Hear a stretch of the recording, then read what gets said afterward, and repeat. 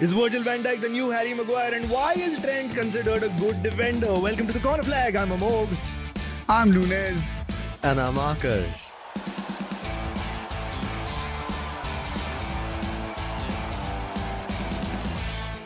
We are not going to talk about Darwin Núñez, no matter how happy you are and no matter how silly your grin is.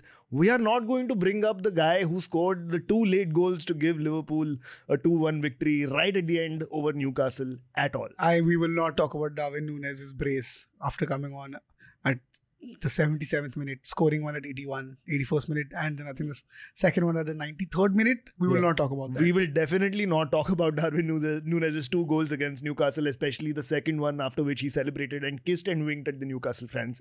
We are definitely not talking about that. But you bastards will bring up that Everton loss. I know it. Yes, let's begin with Everton. It's great to be here. It's great to be here. We do begin with the Newcastle game because it was Jason Tindall versus Jurgen Klopp in the battle of the shushes. Yeah. Can we call it that? No, but turns out Jurgen Klopp's shush was edited and fake. It was not he didn't really shush him back. It was edited and fake, much like his hair. Oh, had to do it. Yeah. Oh my God. It's really bad time for Man United fans, I guess. Huh, say. What? Victory over Nottingham Forest. हम लोग भी comeback किया. It's comeback season in the Premier League, baby. नहीं अच्छा था यार, अच्छा था. It was a good district. So the Tindall shush was the real one. Yeah. Tindall really shushed. I just want to know how Jason Tindall's mind operates, because now with the new rule that only one person can be in the technical area, like, does he have a setting with Eddie Howe? Like, Eddie, you chill. Yeah. मैं करेगा सब. No, also for those who don't know, Jason Tindall is the guy who Eddie Howe stands next to. Yes. Yeah. Yes. That's who Jason Tindall is. He's the manager emeritus of Newcastle United. He's honorary member. He's there to do the thing. But he just loves the camera. He is the man who we shall not name on this podcast for fear of being cancelled or killed or jailed, whichever is worse. He always knows where the camera is. He always wants to hog the limelight. He is that guy. He is giving instructions when there's no need also to give instructions. Yeah. He's giving instructions to Eddie Howe. That's the best part. And what we can't see before that is that he gives instructions to the cameraman, says, "Abhi main udhar jaane wala hai. Close up lena idhar se." And then he goes to Eddie Howe. How many people does he have to pay off? Like, he has to pay off Eddie Howe, like, mere ko footage de. He has to pay the cameraman, mere ko footage de. He has to pay Jurgen Klopp, main tere ko footage dega. Have you all seen that Twitter handle? There's a Twitter handle dedicated to him, and it's called Jason Tindall, desperate to be the center of attention. Yeah. Inside news, that's Jason Tindall's actual handle. He does it himself. Of course, because he's not going to deal with anybody else impersonating him on Twitter. All his parody accounts are all him only. Like, no, main footage dega. So yeah, but yes, Newcastle started off great. Started off really, really well. Firstly, did Newcastle start well, or did Liverpool just start very poorly? I mean, yes, Liverpool did start very poorly, and we spoke about this a couple of episodes ago, where you said that Liverpool take very long to get into the game. Yeah. They take long to wake up. उनका detox थी, much like you. उनको पहुंचना नहीं है time में. But I mean, the first instance, I think it was the 3rd or 4th minute, where Trent got the yellow card for throwing the ball away. Yeah. I'll start with you, Akash, objectively speaking, and it's not as objective because you're an Everton fan. You hate Liverpool. No, I hate Everton also, so it is sort of even. Yeah.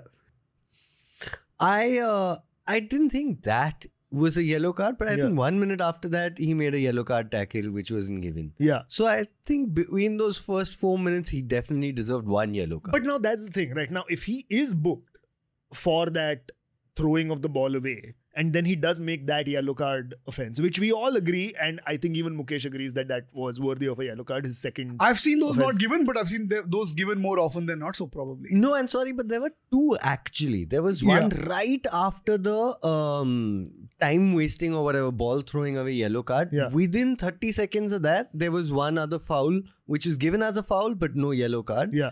And then there was the one that was later, and I think both of those tackles were definite yellow card tackles. Yes. And between those 3 fouls, I think he deserved 2 yellows. Yeah, absolutely. And even though, and there's obviously a lot of talk about how many yellow cards the referees are giving now for time wasting, for throwing the ball away. They're getting really strict about these rules. So we are seeing a lot of sendings off this season in the Premier League. So all our predictions about maximum red cards that we made at the start of the season, all fucked, by the way. Yeah. But I feel like then that consistency needs to follow. No? You can't also be like, yeah, we are going to be strict about this, but yeah, we also don't want to send players off because it ruins the game this early on. It just, the officiating is just awful. Because if that was the yellow card, then Joelinton, I think, had 8 fouls, none of which were even carded. Listen, the water boundary is not going to has work. started. The water boundary is not going to work. We are talking. It's not going to work. So I'm saying, okay, if that's taken as a yellow card, then definitely there were yellow cards that were due for Newcastle players. Yeah. One of them was just Joelinton. There were others also who were performing fouls and they weren't given. So I do think maybe they're strict about time wasting, but I do think they're being weirdly they were lenient with Newcastle and say in Trent in that case. Fair enough. If you agree, if you think that is the case, and I think the argument extends that they were also equally lenient on Newcastle. I mean, I don't think they were equally lenient. No, they were definitely. There were no lenient. blatant second yellows. Yeah. That Newcastle did. I mean, then did you also think Van Dijk was a clear straight up red? Yeah. Yeah. Okay, no, I don't think that. That was Okay, so wait. Firstly, we'll get to Van Dijk in a bit because there's lots to talk about there as well. Or as I like to call him, Virgil van Maguire. But I'm still not done with Trent because I feel like that first yellow card probably should not have been given. I'll go because full also it didn't disclosure. seem to be in dissent. Yes, like you correct. the- He's like the almost rule like he's meant. throwing the ball back saying chal chalu kar. Ha, exactly. Right. It didn't seem And he like also it was- looked irritated more from, that's not what I was doing. And Yeah. so fair. So fair. Maybe that should not have been given. But the fact that it was given and then the next yellow card, which is actually a bookable offense, is not given. But he was because also- suddenly the referees realized, oh fuck, maybe I made a mistake with the first one. So this one is not fair. Yeah, but also he was pushed at some point, and that wasn't given as a yellow to the player who pushed him. The one where he was pushed, that was a very clear yellow. I forgot who it was, but it was Joelinton. Now I don't know and all right now. But Liverpool players, if you play for Liverpool, you should expect to get pushed. It's a contact sport. What? What you said? I'm just saying. I feel like I had my Haaland face on. I was like, wait, is that really an argument that is acceptable? Am I which timeline am I in? I'm just saying, if you play for Liverpool, then you should be up for like That's Mo the Salah. quality of discourse. Mo Salah, Corner flag. Mo Salah gets pushed so much. Does he cry about it? No. Messi gets pushed so much. Does he cry about it? No. So फिर Now to Messi doesn't get pushed now. You have seen that video of Yeah, that yeah. Navy SEAL walking around. It's like at some point someone was coming to tackle and take him from the ball, and the Navy SEAL was like, hey, do that. Who's the guy in the Argentina? Rodrigo De Paul. Is that Rodrigo De Paul? No, this one's there just he's pacing the time the sideline more than the linesman. He's enjoying this life. Post from Afghanistan to Miami. Just chilling. Amazing. Full chill life. That too being bodyguard for Messi. Like, what a life. It turns out that war really does have good outcomes after a point. Yeah. No, but I feel like as a Liverpool fan, also the second thing I want to say is maybe you should have expected Trent to go off. Like you should have wished for Trent to be sent off because that mistake for Gordon's goal would have then been avoided. That was atrocious, yeah. How can you say that he's one of the best right backs in the world? Amok, are you not like, are you that narrow-minded that you're saying, okay, because of these like 20 minutes of like brain fog But playing, how many of these brain how fogs many does of he them have? are there? He has a lot of errors in his defensive game. Sure, but I think the idea is that the way the role. So when even in this game, right, when he was playing the inverted right back role, which he was playing, I'm not talking about just one particular error. Broadly, the other errors that he made, he was making a lot of errors. But once a red card happened and Liverpool switched back to a 4-4-1 situation, the number of errors reduced, and especially from the second half, when the system was that he was playing within right back. It was a pretty error-free performance, and he was good. But I think it's that this new role of inverted right back. You're inverting your centre backs. You're inverting. I'm like, I think this new thing is the one that's confusing all the players because you have too many creative players within the midfield and you're leaving big spaces for centre backs like Joel Matip who can't run. They forgot running 10 years ago. So I'm saying that's where it comes from. But I think when he was playing the role of a proper right back, or even a right wing back, then I think he was still okay. But I think it's his new inverted role. But this is that I feel like is a management mistake rather than a. I'm not talking about the error leading to the goal. That's a clear error. And that's a comical error. Almost, right? So, of course, that makes it to the shitlight reels, whatever, all of that. Done for sure. But I'm saying, in general, I think whenever his performances have come, it's when he's expected to fill in those gaps within the midfield. Or now, within right central midfield, that's when the errors happen, and again, that's But a like, management Okay, mistake. wouldn't it make more sense to move him up to the right wing? Yeah, I feel like Klopp has missed a trick here, and he should have done exactly what was done with Gareth Bale. Because I Yeah. remember Bale starting off as a left back, Yeah. and then it was glaringly obvious that he has no defensive capabilities, but Yeah. he's incredible when he's higher up the pitch with his crossing, with his Yeah. finishing. I think Trent has both of those things. Yeah. And I feel like very long ago he should have had that position change, and he could have been one of the best right midfielders or right wingers there is. Yeah. Right back, he can't be the best right back if he can't defend well. Yeah. Okay, sure. I don't care if he's not the best right back. I just think he's probably he's still such an amazing asset. I don't put him in the top 10 either. Yeah, correct. That who cares? That's clearly a biased opinion that deserves no. There's no Like, bias weightage. there. It's very logical. I don't think he's one of the top I mean, 10 then right we'll have backs to in the sit world. and like count who the 10 best right backs are and all that. But I don't think he's in the top 5 because he's not a good defender. He's very good with his crossing. He's a very good attacker, but he doesn't have good defensive capabilities. He needs someone behind him. If there's no one covering for him behind him, that's when the Anthony Gordon goal happens. Yeah. Was great to see Anthony Gordon score for Newcastle though, considering his Evertonian past. Whatever.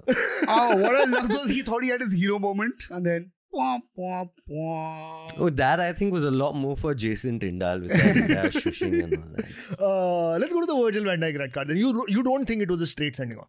I don't think it was a straight sending off. For sure. That was a Because? yellow. It Like how? But he's the last man. It's clean through on goal. Clean through on goal beyond Just Virgil outside van the Dijk. box, How's that no? yellow? it wasn't okay from the idea that if it was stopping a clear cut chance. I don't think it was stopping a clear cut chance. Of course he was. He No, it was wasn't. entering the box alone. It wasn't a clear cut chance for sure. Of course, it was a clear It cut was, chance. yeah. Last man, clear If the cut. argument was he was there was a small chance of there being a clear cut chance, and then maybe that goes into a what if. But I don't think it was a clear red for sure. I think it was a very harsh red. Oh yeah. If No. you're the last man and if you're going to stop an attacker who's clean through on goal and there's no one between you and the keeper, that's a red And it was a card. cynical tactical foul. Like let's not.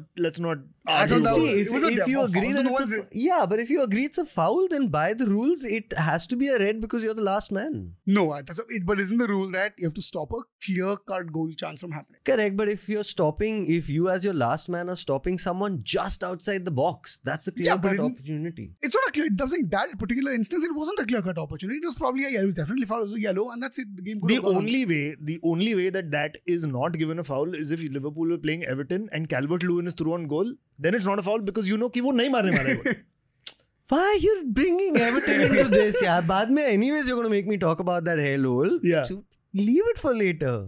But content, like we said in the last episode, There, all trauma. Everton's giving you enough pot shots. Why are you making up shit? Because it's Just fun. mean. Because it's fun. No, I feel like that was a serious, straight up I red don't card, think no that doubt was about very it. harsh. But I also want to ask like Sky Sports and BBC Sports because we can through the medium of this podcast because they will answer us. Listening.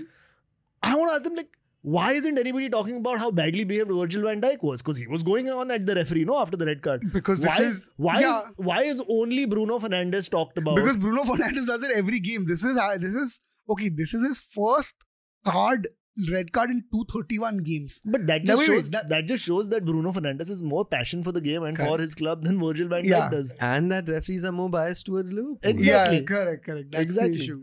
It's just that Klopp has bought over the referees. Correct. Klopp has taken over Klopp the can't even mantle. buy players, he'll buy referees. But that's where he's going wrong. He's spending all the money on referees. That's Klopp why is John- buying Endo Wataru for 20 million for Exactly. a 30-year-old Japanese player. But he's paying Mike Dean 100 million. ये बिक गई है PGM वाला.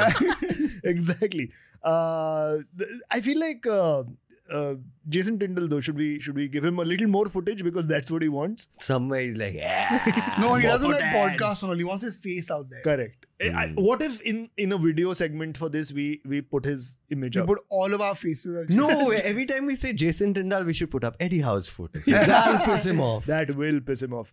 From one comeback to the other, let's go to Man United 3, Nottingham Forest 2. 2 early goals. I had gone for the 4 p.m. show of Oppenheimer. And I had calculated this really well, right? Like 3-hour movie. So 4 to 7 o'clock movie, khatam ho jayega. I'll take about half an hour to reach home. Worst case, I'll miss the first 5 to 10 minutes. Nottingham Forest hai, Old Trafford hai. What could go wrong? Turns out a lot.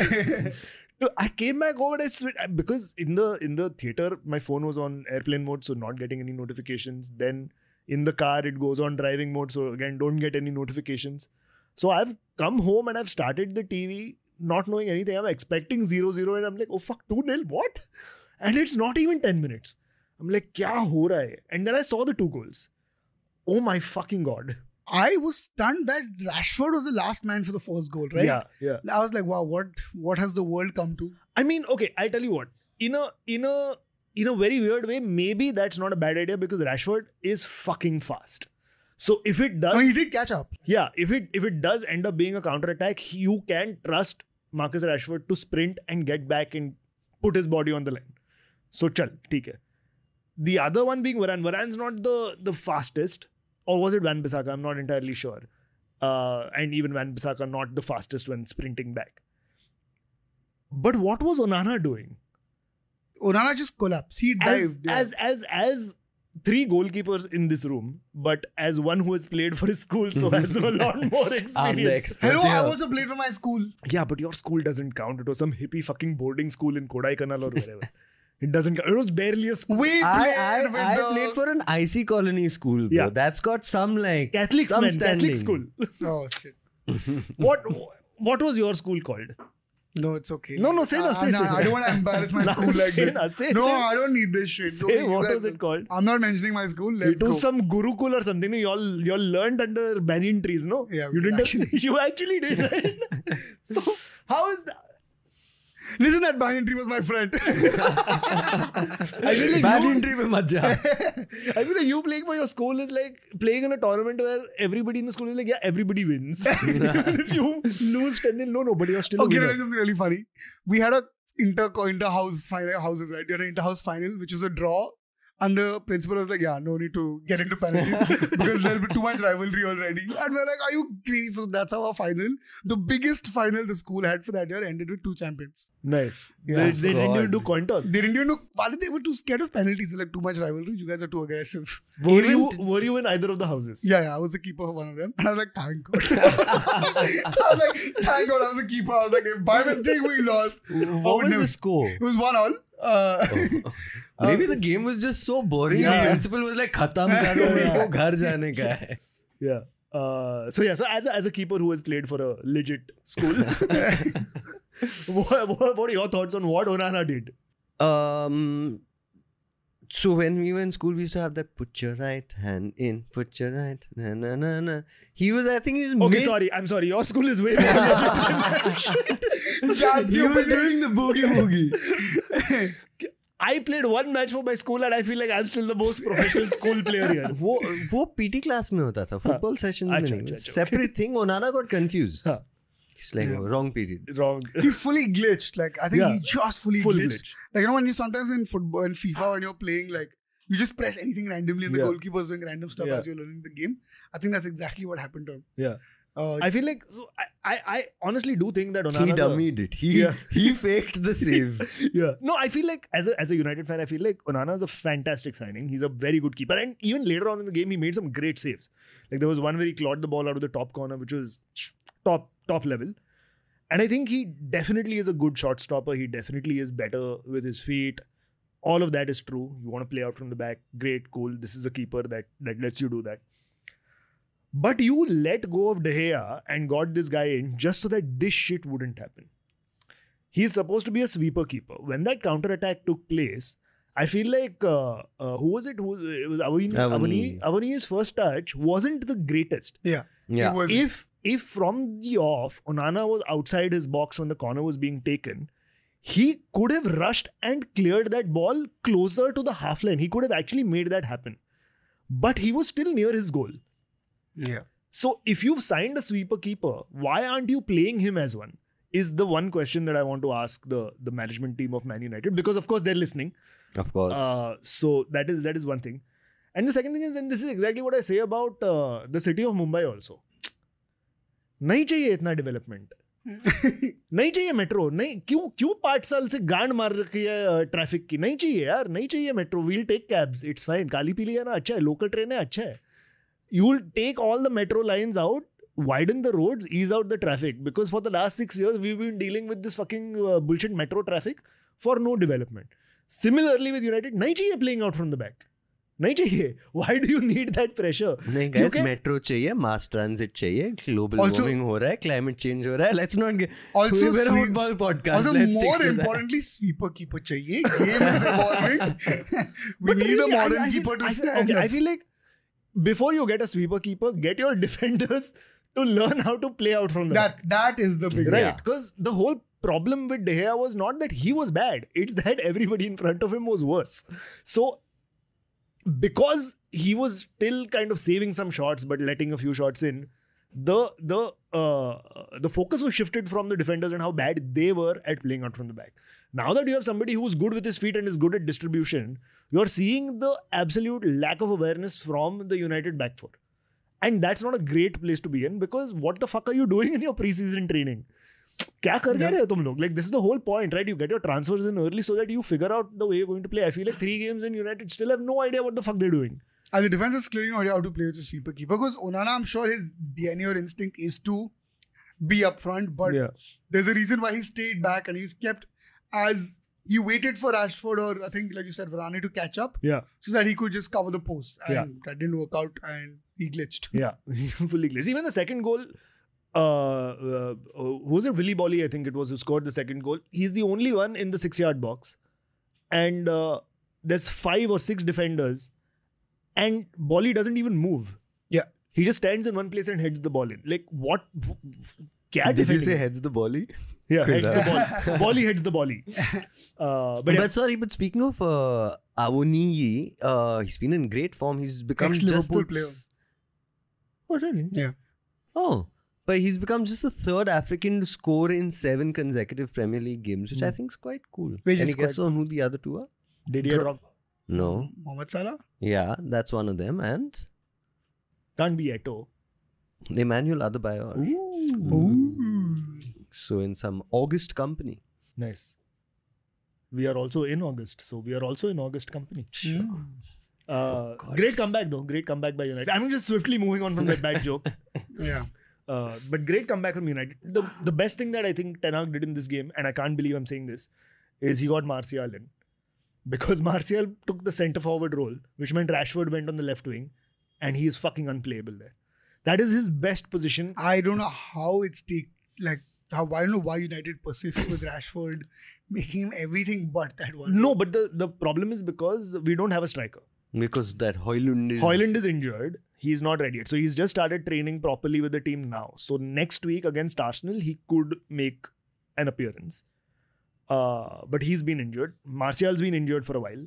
And even when he's not injured, you wish he was injured. And we tried Sancho as false 9 in the preseason, but that wasn't like great. So amongst the options that you have, Rashford is still the best option for centre forward when nobody else is available. But now that Martial was slightly fit, Ten Hag took the decision to put him in the centre and move Rashford to the left wing. And it was great because he got the assist, he got the penalty for Bruno to score as well. So he put in a great shift. And also going back to the debate of right backs, Aaron Wan-Bissaka, fucking best right back in England, right? Amog is such a... You fucked it up. I was on your side and then I was Amog saying, is and such just- a United fan. Like, Tell me somebody who's better. God. Oh my God. Like, I can't even believe I seriously considered having a discussion with you. To the point I'm like, chalo, Amog, yeah, I think you're right. I think you're right about this. Oh my God. Like, to the point I was questioning, okay, maybe Trent is not there. Okay, do I'm like, if you think that is your opinion. you think defensively he's the best right back? No, I Who's think better? Trent is better than Wan-Bissaka. That's how low I rate him. For sure. Like, there's no chance of me even taking your opinion slightly seriously. Like, You think Trent is is better defensively than Aaron Wan-Bissaka? 100%. Yeah, I mean, I don't know what you... Dude, Nathan Patterson is better than Trent Alexander Okay, as a sure. defensive right back. There you go. No, I mean, this is a ridiculous If you opinion. think I'm biased for saying that Wan-Bissaka is one of the best right backs in the country right now, you are biased to think that Trent Alexander-Arnold is better. If that is your opinion, I'm 100% sure I'm right. I feel like I'm sure we compare the stats also. No, there's a very strong possibility that you're both wrong, which is the case in this. It's not like one of you has to be right. No, one of us has to be has right. to be right. It's me. It's me. You tell us who you think is the best No, right back. he's going to go against Liverpool because he's an Everton fan. I can't think of who But the he's other... going to go against United because he hates me and No. people in general. No, guys, again, I can hate both of you all. It's not like I have to hate So No, then you who's hate your option? So, Liverpool no, so more. then, so then say who's your option. I can't think of who the other... I mean, like the way... You can't think of anyone. We I thought of can't two think people. of the right backs who's playing right back for City. I think isn't Udogi playing? Udogi is playing for Spurs. I think Udogi is like. has Udogi been has amazing. just started playing match. उसने एक assist दिया है. क्या Correct, घंटा उखाड़ा but उसने? Why 180 minutes of game time. Yeah. But I'm saying Aris in this Kruakar, he season, also You're- is. I don't think that's what I'm you saying. can't. It's You can't. too You early can't. right now to be saying who's currently. Arey, per use the last few seasons also. Who's na? playing right back for City and all that? See, Kyle Van Bissaka is a good defensive right back. I don't think he's But he has worked on his attacking game and it has gotten But- better. sure, but I'm saying that's what. So Trent and Van Bissaka are both missing one aspect. One can defend really well, doesn't attack that well. One attacks really well, doesn't defend that well. See some of the bits of Van Bissaka from this game. See some of the highlights. I'll Among send you a among- highlight reel and make Omar Niasse look like Ronaldo 9. Highlight reels mean nothing. Fair. Okay. The other thing is, of course, with United, Luke Shaw is now injured. So our list of patients in Apollo Fortis Hospital goes up and up, which means that Tyrell Malacia, who was the left back cover, is injured. Luke Shaw is the first choice left back, is injured, which means that on Saturday we played Diogo Dalot as left back. And he was okay, but he missed a really nice free kick opportunity with Bruno Fernandes where he was just sleeping. He didn't realize he was going to play the ball short to him. And that means that United now are in the market for a new left back, and apparently they've spoken to Chelsea to get Marc Cucurella on loan. I don't know what I feel about this.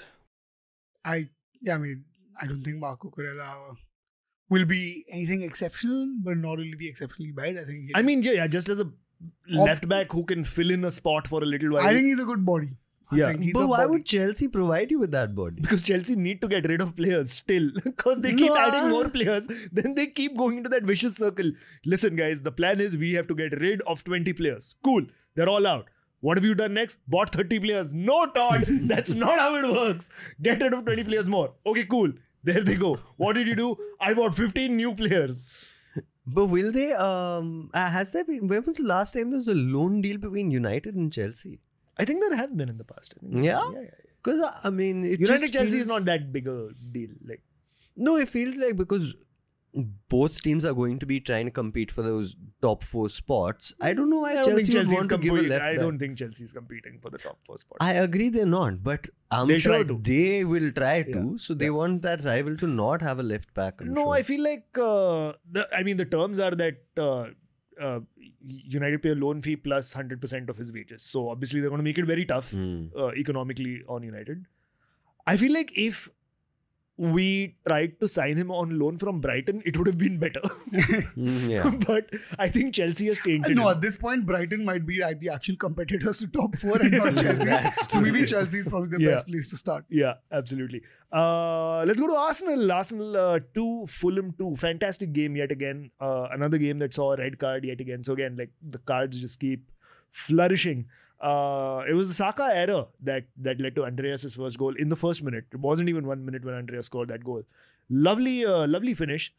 Aaron Ramsdale didn't know exactly where he was or where he needed to Had go. no He idea. had no clue. You But think he so? still put in a sexy dive. Yeah. He still put in a crazy dive. Yeah. But he But just like didn't- after doing some twirl or Yeah, some yeah, sort. yeah. Like, But this is like Pickford in that last season's game that we were talking about, where he jumped but stayed in the same yeah, he position. dived to the same spot somehow. It is basically boss जब भी आता है ना तभी solitaire बंद PPT चालू Yeah.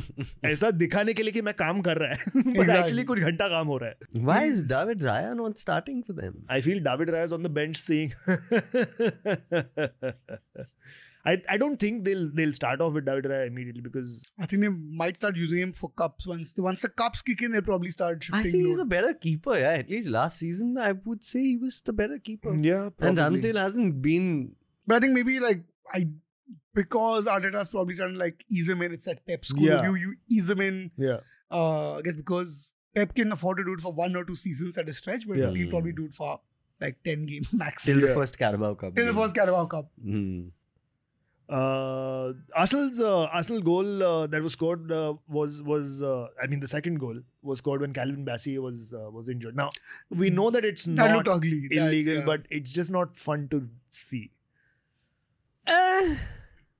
I mean, look, it wasn't a head injury. He was very clearly holding on to his arm. They were on the attack. I feel like you can't stop every time a player's injured because then people are going to be faking injuries. Correct. Absolutely. It'll I'm become not- a tactical thing. I'm not saying that it's a bad thing that Arsenal did. It just wasn't nice to look at. It just felt bad, dude. The injury looked pretty bad. Yeah. But then he continued to play. So I guess it Yeah, wasn't that but you bad. know, it's how much of it is gamesmanship. What are you going to do if it's a head injury? Sure, stop. But Yeah. apart from that, now you injured yourself because you landed badly. It wasn't a tackle. It wasn't a Yeah. foul. Yeah. Play on. Actually, Play to the really- whistle is what we were taught. No, so I think it looked like actually a foul. It looked like something that VR would turn into a foul, like because But I think it Bukayo wasn't, Saka no, yeah, like, it it was was in handed their on own to box, Probably, I so- think. Yeah. Yeah. Yeah, and it was in their own box. It wasn't a game-changing moment. It wasn't a clear and obvious error. So Right. there's no point for VAR to get involved in this. But Calvin Bassey, this was his full debut, and he was involved in a bunch of things. So one was this goal, the second goal for Arsenal, where his injury effectively made Fulham a 10-man team. The other thing was he was taking a goal kick and he was given a yellow card for time wasting. Yeah. Now, his argument was that there were 2 balls on the pitch. That I didn't see. Yeah, even I didn't see the second ball, but that was the argument that he was making, that there were 2 balls on the pitch, so technically he couldn't play. And he was trying to point to the referee saying, there's a ball. And by that point, I think somebody had kicked it out, but it was too late and he got the yellow card.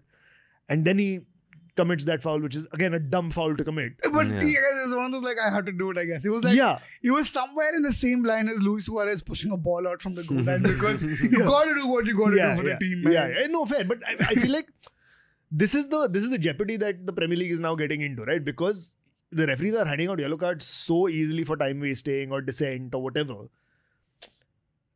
Immediately, these players are already walking a tightrope. Yeah. So Yeah. if for example he hadn't gotten that first yellow card for time wasting, then this is an even easier decision for him to make, to take that tactical foul and take one for the team and take that yellow card, right?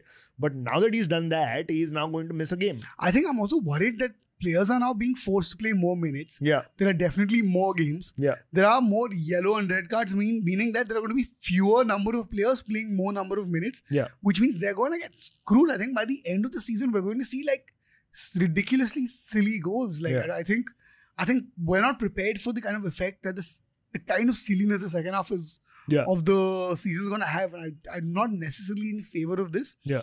But because now I think the United game went on to 110 minutes or something like that. Right? yeah. Maybe 103. But yeah, some crazy number of minutes. So I'm actually this isn't looking very good. The free flowing red cards and Yeah, the more number of games, more number of minutes. yeah. It's I mean what Kevin De Bruyne said and what Rafael Varane said about this is, I think, ringing true. Like it's just unfair to the players. Like You need squads of 40 players then easily. 40 players and maybe 7 substitutions to just keep rotating players. Yeah. Right. Let's quickly also talk about Chelsea 3, Luton 0 before we wrap up the first half. Chelsea getting 3 goals against, let's be honest, a lackluster Luton side. So I think it was the first victory at Stamford Bridge in 5 months. Right. And if there was any team that they were going to beat, it was going to be Luton. So I'm sure Pochettino was very happy that this fixture was coming up, because they desperately needed this victory. Raheem Sterling with 2 goals and Nicholas Jackson opening his account for Chelsea. But that right wing of Chelsea is looking really good. With Yeah. Malo Gusto and Sterling, both Yeah. those 2 goals were very similar. Both Yeah. the same personality. Sterling back to 2019 form, like where... I don't think so. Yeah, not yet. I don't think so. I'll tell you why. Because you can't judge the performance against Luton. And Yeah, no disrespect. no, pretty much disrespect. Very Pretty much disrespect. Yeah. But like the truth is the truth. Like they're Yeah. not equipped to be a Premier League side yet, because they haven't made any great transfers. The only transfer they got is fucking Tim Krul and Ross Barkley. Yeah. And Tim Krul's on the bench. I think Kaminsky is a much better keeper. Tim Yeah. Krul's just there for backup and experience. Ross Barkley also is there for backup and experience, because actually, for backup, what experience in the Premier League does he have? So, like, it's not great. And it's not their fault. They're not like a financially rich club. The fact that they're in the Premier League this season and are probably going to get relegated this Yeah. season means that they will get 2 years of parachute payments, which will help them in the long run. And So- what they've also done with this year's broadcast money is that I think they're investing it in very good championship players. Yeah. I think because Luton sneaked in via the playoffs, Yeah. weren't a solid championship team. So I think now they're like, we will make sure that when we go back to the championship team, we come back again. And I can see Luton becoming that yo-yo club Yeah. and using that money and maybe 5 years later becoming a stable club Yeah. like Burnley had at one yeah. point. Yeah. And like Norwich has been trying to do, but I think Luton will do it. Yeah. I feel like we also have to talk about Pochettino, because I think in the pre-match conference he was asked by a journalist. The journalist said, "I'm not going to ask you about Lukaku because everybody's asking about Lukaku. I'm going to ask you about Malang Sarr. Where has he disappeared? Because he hasn't played a match for Chelsea in God knows how many years." And Pochettino's just like, "Who?" There's so many players at Chelsea. Pochettino's forgotten players. Yeah, and then he was like, "Oh, I'm sorry. It's like you just boxed me because I came to speak about Luton," and you're like, "Huh?" Yeah, because they asked him about Malang Sarr and they asked him about One more guy. who was the keeper in preseason when Kepa was leaving. I Yeah. think. Yeah. Clearly. Yeah. And still Chelsea fans are like, no, this transfer strategy is correct. अरे तुम लोग के manager को ही पता नहीं कितना player है, कौन प्लेयर है, क्या चल क्या रहा है? How can you still say?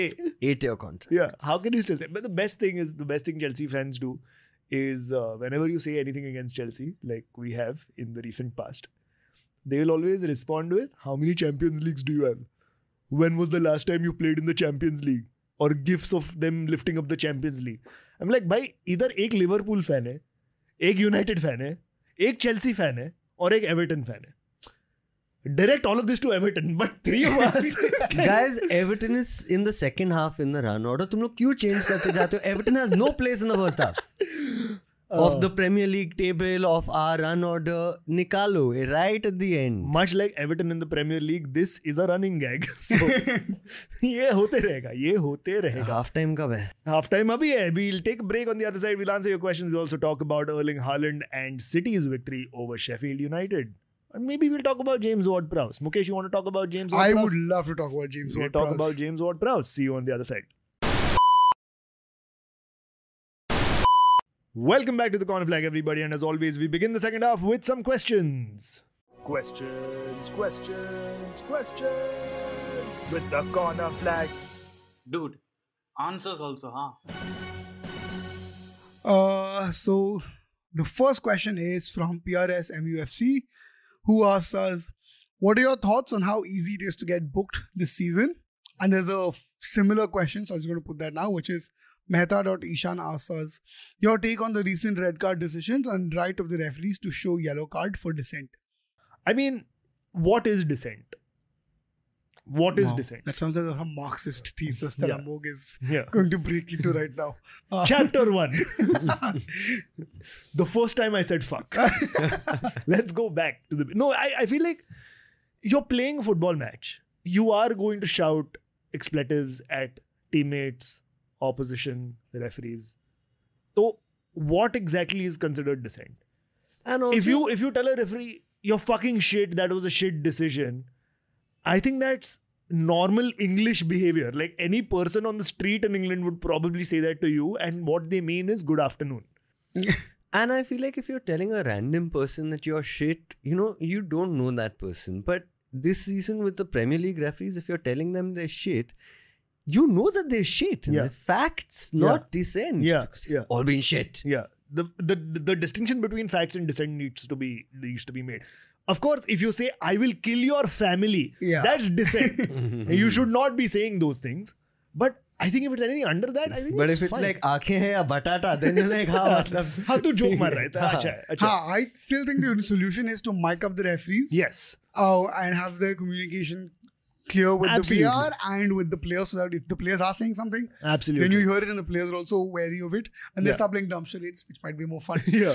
But Mike Dean, and I want you to talk about this, Akash, because Mike Dean on a recent podcast episode for the betting company William Hill, I think it's called Upfront, the podcast, he was talking about how he didn't send a referee to the monitor because he was worried about the brickbats that the referee would get. Yeah, and no, I can't remember. I think it was the Chelsea Spurs game where someone yanked someone's hair, and it was a blatant violent conduct offense.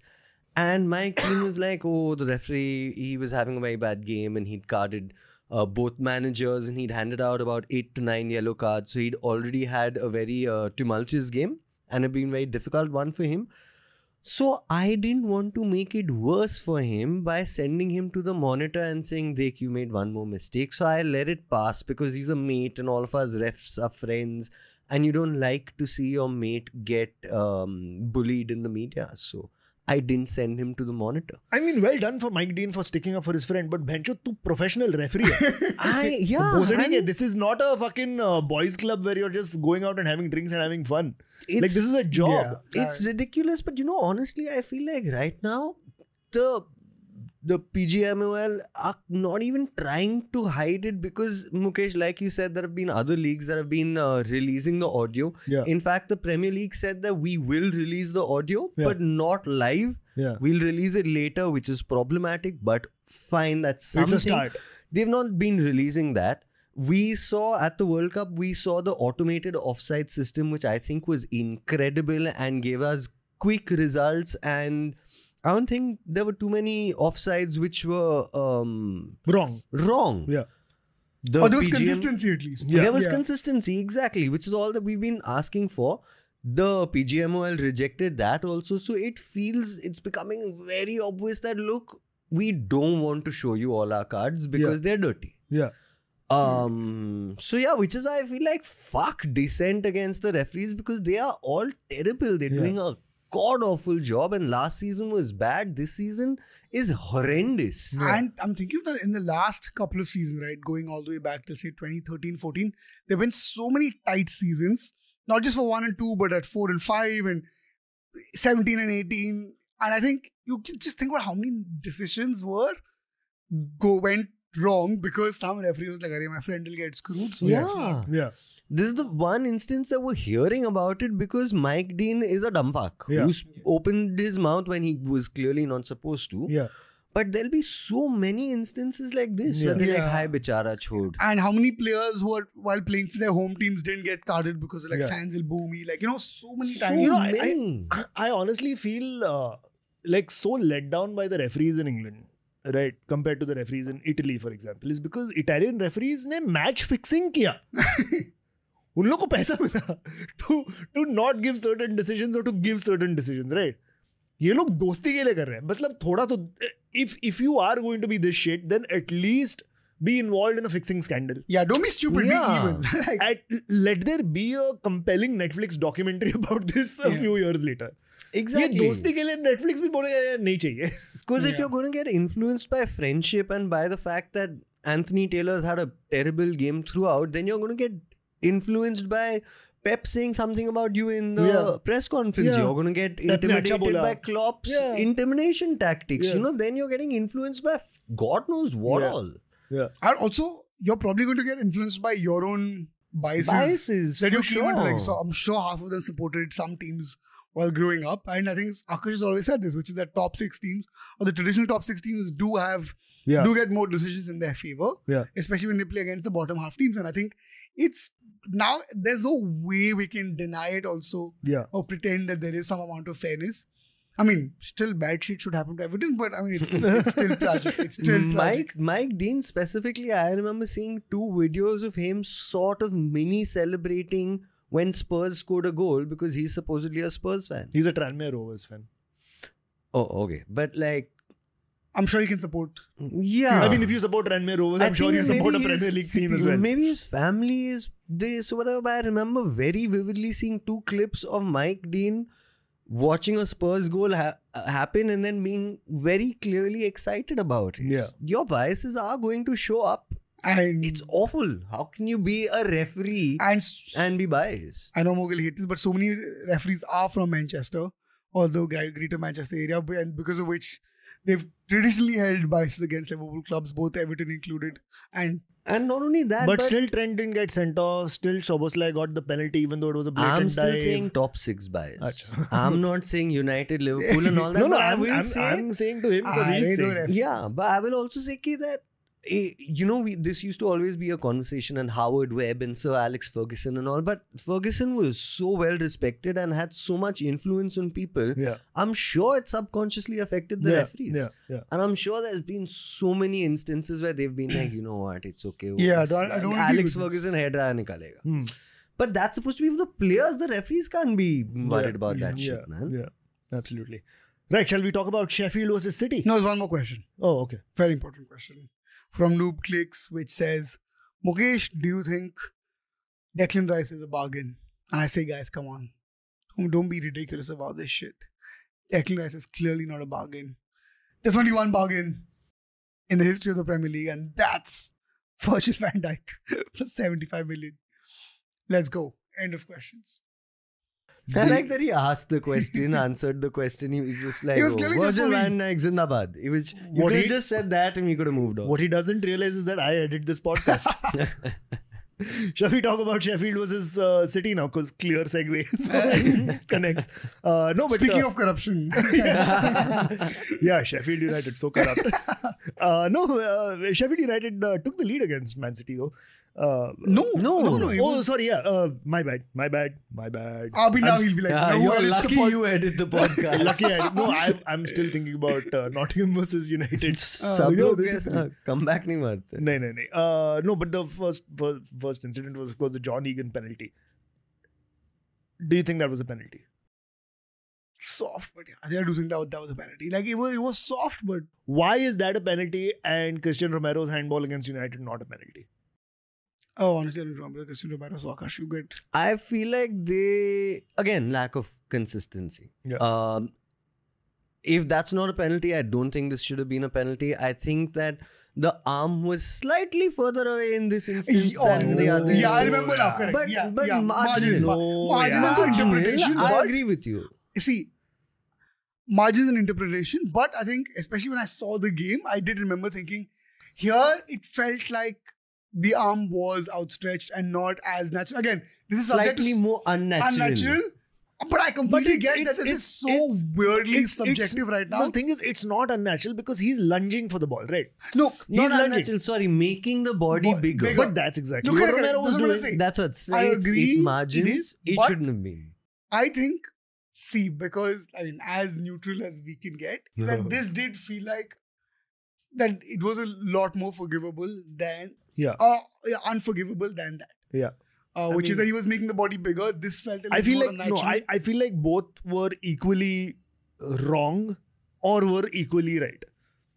I don't think there's margins in there. I think both instances were pretty much exactly the same because both Romero and John Egan made their body bigger, or supposedly, even if it was intentional or unintentional, we don't know, but the body was made bigger by the outstretched arms.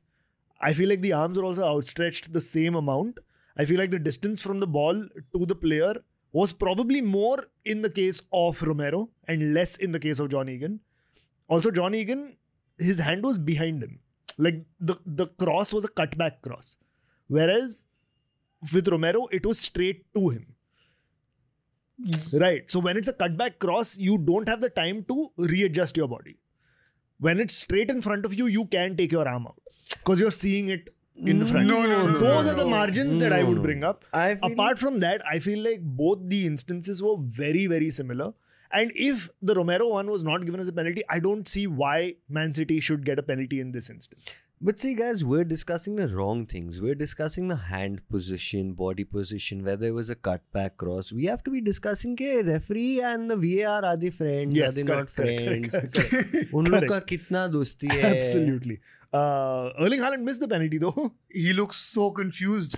Cannot Yeah. compute. He His just- face head cannot compute on it. Yeah, he looked so confused, and I think after the ball went for a corner, I think there was some United player, I think it was Rodri, who just like patted him on the back, and that also confused him Yeah. because he's never gotten a sympathetic pat on the back.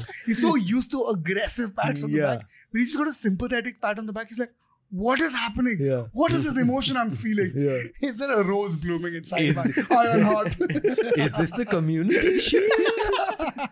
Yeah. And he did have a few chances after that as well, which he ended up missing. But he did get the goal, which was But he gets you a goal a game now. How Yeah, can you yeah. like? I mean, he misses a penalty, but he gets you a goal a game. Yeah. And if you're lucky, he might even get you an assist or a rebound shot that lead to your team. I mean, Yeah. indisposable. Like he'll be a Yeah. shit player and he scores a goal, and I'm like, oh, that's the point of football, I guess. Yeah. yeah. I feel happy for the City fan who jumped on him after the goal. That was a little scary for me because, like, I don't know, the fact that can happen sounds very scary, no? Yeah. But he was some VIP person. He's some lightweight boxing champion from Manchester type situation like that. So he must have been in the slightly less security, whatever. But even places. those guys are freaks, so they can do anything. Yeah. Yeah. No, but yeah. the thing is, like, when he jumped on Haaland didn't even like Flinch. flinch or duck. Yeah. He just took the weight seamlessly. Yeah. Like it did not. And this is I think- if Akash is right, this is like a fucking boxer. Like, But one of the lighter weight category. Haaland probably didn't even feel it. No, Haaland on that is probably Rodri on my back. He's like, oh fuck, bitch, tu kaun hai? I thought we sold David Silva. Yes. Shall we give a shout out to Wes Fotheringham, the Sheffield goalkeeper? Some Yes. mad saves. Mad Yeah, saves. some great If saves. if things would have worked out for Sheffield, I think they could have come up with a result thanks to Fotheringham because Yep. he made so many good saves. Yeah, I think I think because of his performance, they deserved at least a point. But, small teams, they cannot keep their cool in the last 5-10 minutes. Yeah. It's known that they tense up. City will punish them. Yeah. And what a clutch player. Yeah, Rodriguez. absolutely. Right, let's go to Brighton. Brighton 1, West Ham 3. Mukesh, Amok, I think you have to say something rather than me saying something. I'm just surprised that James Ward-Prowse scored a non-free kick goal. Oh my God, Amok, how are you so? You should write an apology to him saying, I'm sorry. No, I honestly, while coming to the studio, I was listening to last week's episode where Ward-Prowse got those 2 assists on his debut. And I remember I said that he will not have an impact for West Ham this season. It's just the first game. The next game, he goes and scores a goal. Yep. You know And what you're this means? still unimpressed. Amog's like that, or dikhao. Ward-Prowse Yeah. gives 2 assists, or dikhao. Yeah. 1 goal, non-free kick goal. I have a soft spot for David Moyes, so I'm just like, yeah, I'll spur them on like this. No, Amok is like that. He's like the opposite of English tax. He's like English players have to perform better. Yeah. Like they can't be. No, I was listening to the episode that I was talking about how he's not going to be an asset to West Ham. He's not going to make much of an impact, and he goes and does this, which means that James Ward-Prowse listens to the podcast. Which means he So, does. Yeah. I've always said if he gets you 5 goals, 5 assists, and plays about 30 to 32 games, he's done his job. He can happily come off with a free conscience. Yeah. And he's on track to get about Yeah. 5 assists, 5 goals, Yeah. and get about 5 extra clean sheets, Yeah. which is, I think, as good Puts as in a he. mean corner, does his dead ball Yeah. duties. And I mean, What overall, more can you ask from someone like him? no, you can't ask for anything more from somebody like him. But yes, West Ham are looking good. Like they, whatever Premier League itch, they had a little bit of a itch last season because they were competing in the Conference League as well. The Premier League kind of took a little bit of a backseat for them. But this season, they've started on the right foot. David Moyes has figured out what he wants to do and what I think players he wants to use. David Moyes knows that in the first half of the season, get about 30 points Yeah, Exactly. and then focus on the cup. yeah, Because On he Europa knows, League. yeah, because he knows his position is 10 to 15. yeah, Get about 30 points in the first half of the season. Yeah. And then just focus on the Europa League. Get as far as you can. yeah, Preferably try to win it, even though it's not going to happen. Yeah. And probably sneak into a final or semi-final of one other domestic cup. Yeah. And he's good.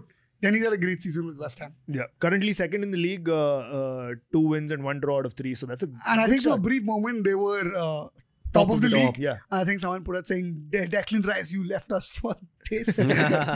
yeah. Mad stuff. Let's talk about Everton then, because we must. Akash, do you? World Athletic Championships, guys. Acha. Neeraj Neeraj Chopra won Chopra. the gold. That's true. Relay team's doing really well. They finished 5th. And yeah. Akash, corner flag. Kezat Gharda. Yeah. क्या था? Wolves 1, Everton 0. You know, there's that Spirit of the Blues song that was trending when Ancelotti was there. One of Yeah. the lines was, "We don't know the meaning of losing." Was one of the lines in the Everton song. Somebody's throwing a audacity. fucking dictionary at them now. The We don't know the audacity. meaning of scoring. We're the only team in the Premier League who hasn't scored that. Burnley also. I was so irritated. Burnley got 1 goal because now Everton is the only team that haven't scored. Amu, can you imagine how sad a team is that they're not even talking about winning they're not talking about getting a point. Yeah. They're not talking about winning a game. They're talking about scoring a goal. I used to think that nil satis nisi optimum, which is the club's motto, meant nothing but the best is good. Now I just realized कि वो lifetime का score बता रहे थे. Nil. Just be satisfied with nil. Yeah. Like, the only reason Luton Town is not bottom is because Everton didn't score a goal. Yeah. Like, oh my God, that's such a sad thing. Yeah. Like, Luton Town have scored a goal and Everton haven't like Yeah. not scored a goal. I mean, that's the point of football. Like, how crazy No, but is that's that? what so Everton actually, like, as annoying as it is to say this, the performances have not been bad. They've created the goals. They've get into the final third and they're like, हाँ अब क्या करते हैं? अब circle, square, X, which one? How do we shoot? Because they just do not find the back of the net. It's ridiculous. Sean Dyche is known to be a manager who doesn't let goals go through.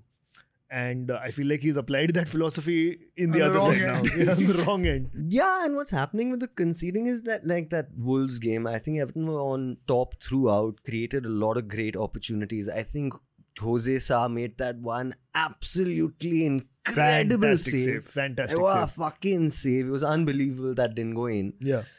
And then at some point, if you realize that your team is incapable of scoring, the pressure comes on the defense. And I think the one goal that Wolves scored was a defensive lapse. I think Ashley Young should have cut down that cross earlier. Tarkovsky should have been marking his man better. Pickford should have come out. Pickford backed away from that cross. That cross was landing in his 6-yard box. He backed away so much that he was in the goal line when the ball was headed in.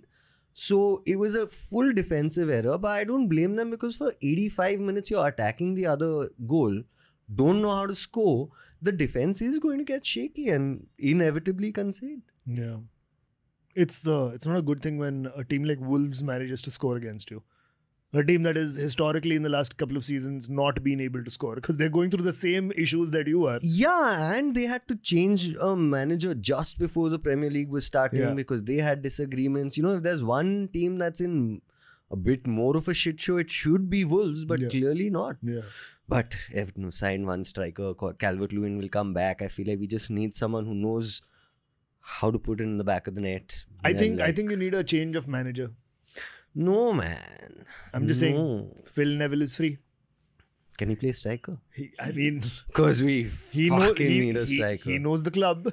He knows the club. So, old Fizzer, get him in for the job. Get him in, I feel.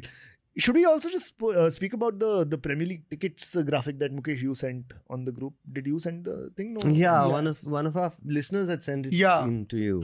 They said, fuck Chandan over this. Yeah. But I think that Everton have the most expensive tickets.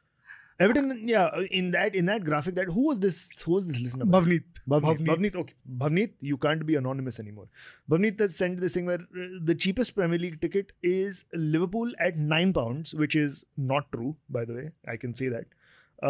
United is at 36 and Everton is at 55. And that's not true. No, that's not true. In fact, I spoke to a couple of people who... I know, like, Scousers who stay in Mumbai who are, like, Everton fans and all that. And Sean Dyche. You spoke to Sean Dyche. Yeah. No, I mean, if I spoke to Sean Dyche, I'd be like, fucking get a striker. Anyways, play striker yourself. But, no. So, the Everton, they've just taken a flat rate for Everton because if you look at the other graphic, which is most expensive, cheapest ticket available and most expensive ticket available for Everton, they've just said £55 either ways, which is not true. The Anfield one, £9 apparently is true. But for a very small certain sect of people who live in the Anfield pin code. So the cheapest ticket is... The cheapest ticket is for the Uber locals. Correct. Like if you're staying right next to Anfield, then you get a very subsidized ticket. Which is great. Which is great, but I think that's also, if I'm not mistaken, £9 for the kids version of that. Aisa kuch to hai. But I think the Athletic has picked up some kids rates, some flat rates, some main stand rates, it's, I think it's just one of those articles where Chelsea is topping that Athletic graphic at £240 a ticket. Somehow they need to fund the transfers, don't they? Like just about 1 million of these and we'll be okay. Yeah. But that also Financial must be fair like the 10 corporate box tickets or something like like that. Yeah.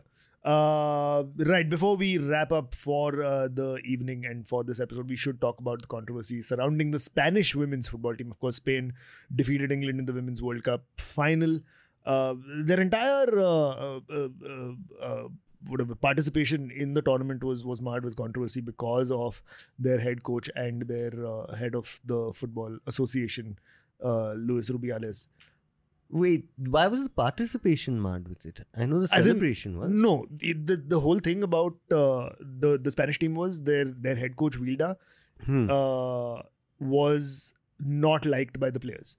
Oh, I didn't know that. Yeah, so Wilda apparently had this thing where the players were not allowed to lock their bedroom doors at night. What? Yeah. Because? Discipline for whatever reason he might have given, like team ethics or whatever is. That's ridiculous. You know, like some manager, like you can't have ketchup. Take all the ketchup out of the canteen. Wilda's thing was you can't lock your bedroom doors. So That's creepy as fuck. exactly. So a lot of players resigned from the national team. They said that we'll not participate if he's the coach. Oh, I didn't know there was controversy before so it began. they made themselves unavailable for selection. He was still kept on as coach. He said, I will make a new team. I don't care. I want people who want to be here. And they won with a second string squad. They got so from the 15 players who refused to play for the national team, only 3 players were included in the squad. I don't think they played, but they were included. Everybody else was, I think, fairly new. Or not touched by the 15 people who were protesting against the Wait, head coach. When you say touched, you mean... So that was the whole history behind their participation in the World Cup. So it all started from there, and then they went on to win the World Cup, which was a fantastic achievement for them, considering the controversies that were brewing within that camp. Right. And then, of course, Luis Rubiales, who's the head of the Spanish FA, kissed Hermoso, the captain of the Spanish team, who then went on to say, the captain Hermoso went on to say that kiss was not solicited and that it was against her wishes.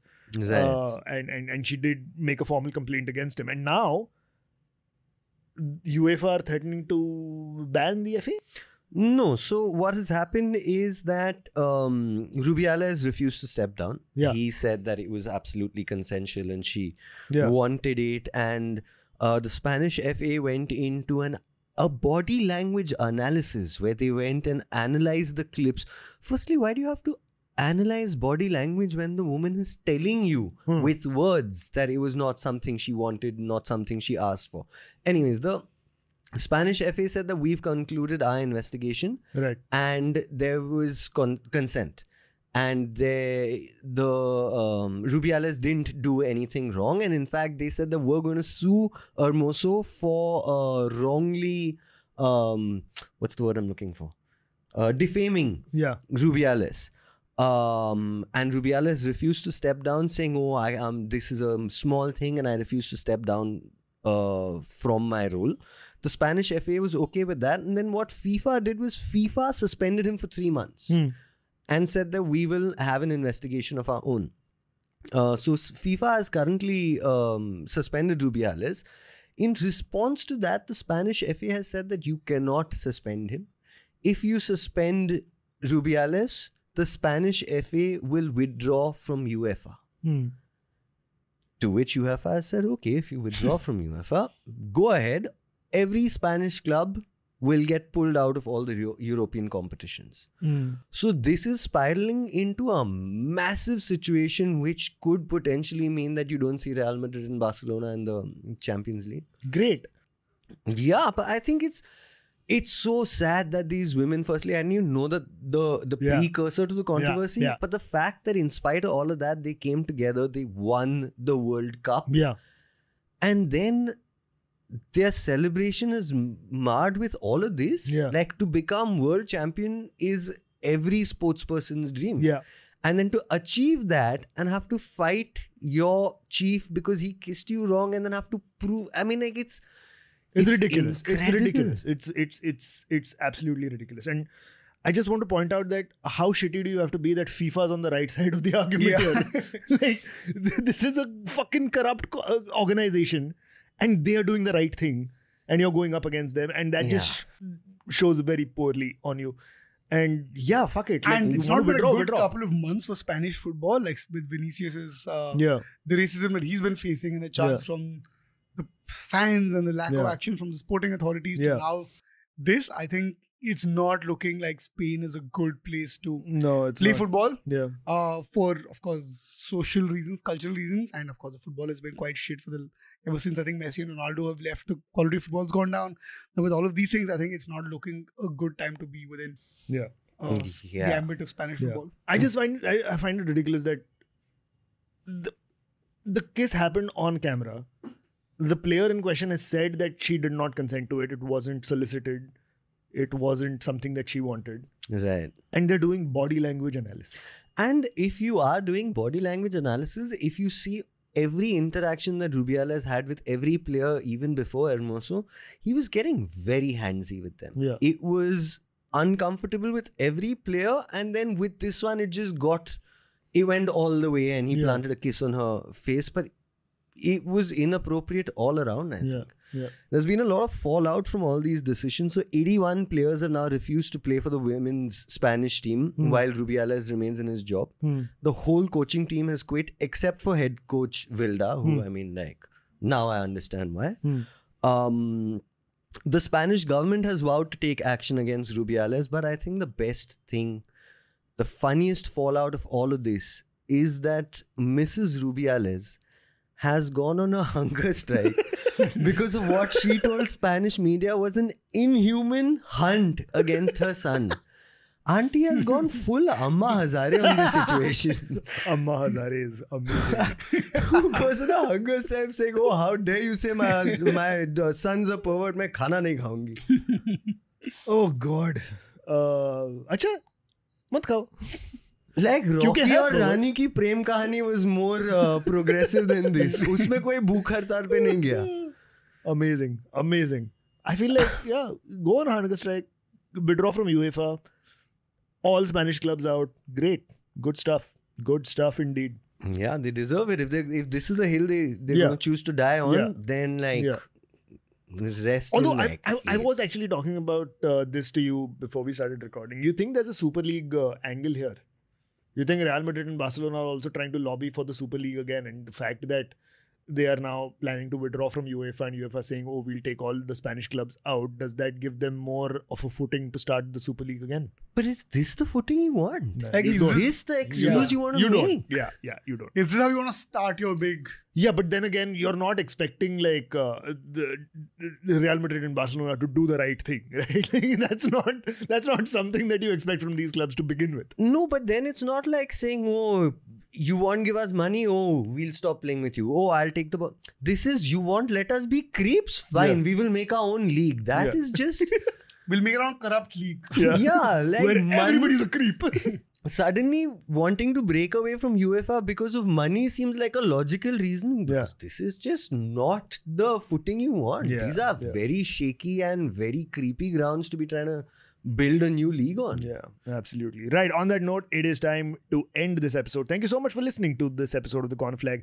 If you'd like to get in touch with us and tell us what you thought of this episode or any other episode, you can reach us on our social media. You can find Mukesh on Instagram at, Mukesh Manjunath. you can find Akash on Instagram at, Akash Chandan. you can find me on Instagram and Twitter at Amogran Dive. That's because his name is Amogh Hazare. And he's not taking part of a hunger strike. Akhil, our producer, has just done the bdum dish. Take that imaginary stick and whack it. Yeah, please whack him. Kill him. Stab his eye with it. That is dissent. You can also follow the Corner Flag on Instagram and Twitter at @CornerFlagPod. Do visit our YouTube channel for full-length audio episodes of the podcast, video snippets from the podcast, and lots more. You can find us on YouTube at @CornerFlagPod. Please do like, share, subscribe, share it with all your friends. Hit that subscribe button, hit the bell icon, do whatever you have to do. I don't know what is to be done because I'm not an influencer, but ऐसा सब करना पड़ता है तो करो. We'll have live streams before big games as well, so it'll be a lot of fun. And shout out to Kaizad Gharda for composing our theme tune. So until next week, it is goodbye from us. So say bye, Mukesh. Bye, guys. Say bye, Akash. Bye. And it's bye from me.